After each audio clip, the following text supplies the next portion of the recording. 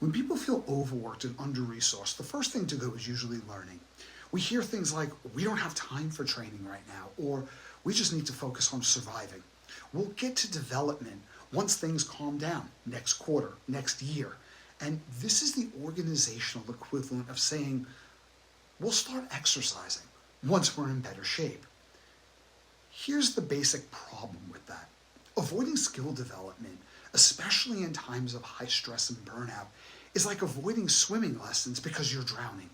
The very thing that feels impossible for you to focus on becomes the one thing that can actually save you. A significant antidote to burnout isn't necessarily always doing less, but it's mastery. Resilience isn't about how much stress you can take, it's about how well you can adapt and how much control you're capable of reclaiming. That control comes from 3 psychological sources, all of which are built through skill development.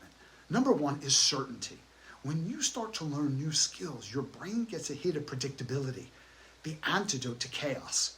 Research from neuropsychologist Lisa Feldman Barrett shows that the brain's greatest stressor isn't necessarily workload, it's uncertainty. Learning reduces ambiguity. Number 2 is agency. Psychologist Albert Bandura referred to this as self-efficacy, the belief that you can influence outcomes. Every skill that you build reinforces the sense that I can handle this, which rewires your stress response from threat to seeing it as challenge. And 3, adaptability. Neuroscience refers to this as neuroplasticity. The more we learn, the more flexible our brains become, literally making us more resilient in the face of change. So skill development isn't necessarily psychological clutter, it's mental cross-training. Burnout isn't just about depletion, it's about disempowerment.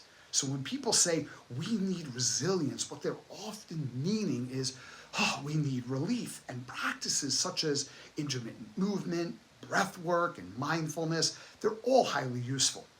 But resilience isn't found in those practices alone. It's also found when we elevate our capability.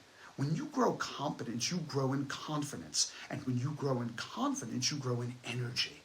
It's not a nice to have. If long-term performance is important to you, it becomes non-negotiable.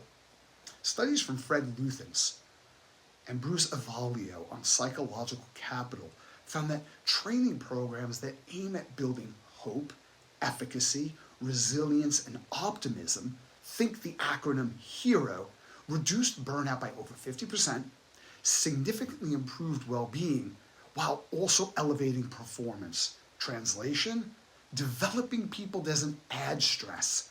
It replaces hopelessness with capacity. So let's get this straight.